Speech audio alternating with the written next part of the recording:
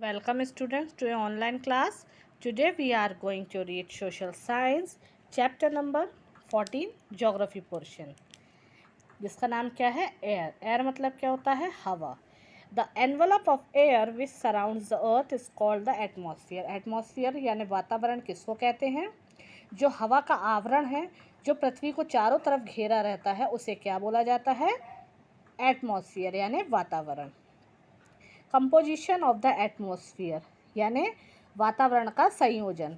Atmosphere is a mixture of different gases. जो atmosphere है, वातावरण है, वो अलग अलग टाइप्स की गैसेस का मिक्सचर है। जैसे डस्ट पार्टिकल्स, वाटर वेपर यानी पानी की वाष्प। It contain 78% nitrogen. जो क्या कंटेन करती है? 78% नाइट्रोजन होती है उसमें। 21% ऑक्सीजन होती है।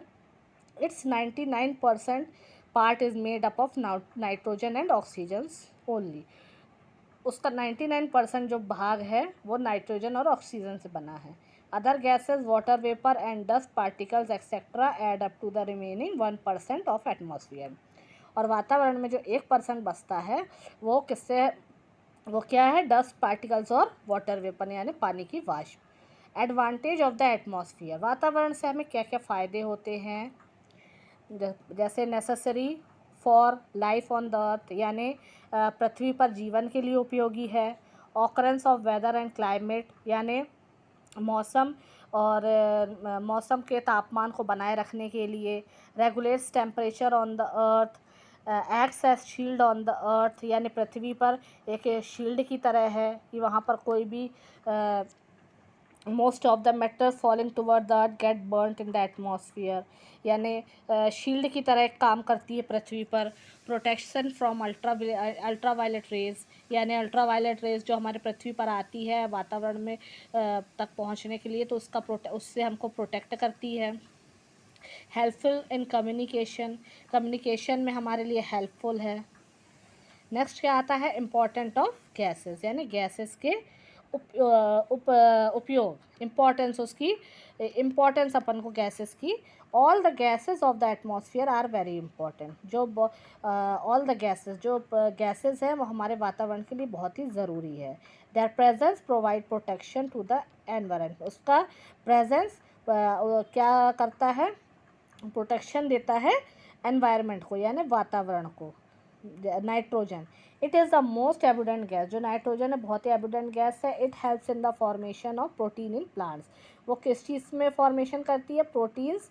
प्रोटीन्स देती है किसको? प्लांट्स को। Plants need nitrogen for their survival. Plants को क्या चाहिए? नाइट्रोजन चाहिए उसको जीवित रहने के लिए। Nitrogen is use in nitrogen fixation and to slow down the process of oxidation. Nitrogen fixation के लिए और ऑक्सीडेशन की प्रोसेस के लिए बहुत ज़रूरी है। देन उसके बाद क्या आता? ऑक्सीजन। ऑक्सीजन तो हमारे लिए बहुत ज़रूरी है क्योंकि हमको अपना ब्रीथ करने के लिए, सांस लेने के लिए ऑक्सीजन बहुत ही ज़रूरी है to maintain the life process. Oxygen supports combustion. It is found in lower layer of the atmosphere. ये हमें कहाँ मिलती है? लोअर लेयर में, नीचे की परत में मिलती है वातावरण के। Plants produce it during photosynthesis. Plants ये हमें देते हैं, पौधे हमें देते हैं ये कब? ड्यूरिंग द फोटोसिंथेसिस या फोटोसिंथेसिस की प्रोसेस में। नेक्स्ट आता है ozone. It protects us from ultraviolet rays of sun which are harmful for our skin. Ozone है जो, इट प्रोटेक्ट्स, ये हमें किस चीज़ से प्रोटेक्ट करती है? जो अल्ट्रावायलेट रेज आती है जो सन से, सूरज से, ये हमारी स्किन के लिए बहुत ही हानिकारक है, उससे हमें प्रोटेक्ट करती है। नेक्स्ट आता है carbon dioxide. It is essential for plants. ये प्लांट्स के लिए बहुत ही ज़रूरी है। Bye checking heat for radiating out of the earth. It helps in creating green house effect. ये किस लिए ज़रूरी होती है? क्रिएट करने के लिए ग्रीन हाउस इफेक्ट को। Water vapour, fine dust particles, pollen grains, smoke are also constituents of the atmosphere. ये सभी क्या है? कॉन्स्टिट्यूएंट्स है किसके? एटमॉस्फेयर के। And their presence is also useful in one way or the other. ये बहुत ही ज़रूरी है इस रूप में और बहुत सी रूपों में। Water vapour is added to the atmosphere by evaporation from ocean, seas, lakes, rivers etcetera. जो वाटर वेपर है, पानी की वाष्प है, इज एडेड, वो ऐड हो जाती है टू द एटमॉस्फेयर वातावरण में। किस उससे? एवोपरेशन के द्वारा। फ्रॉम ओशियंस यानी समुद्र हो गए, समुद्र हो गए, नदियाँ हो गई, तालाब हो गए, इन सभी से। And also from transpiration and respiration of animals. Water vapour is responsible for all types of condensation and प्रिसिप्शन।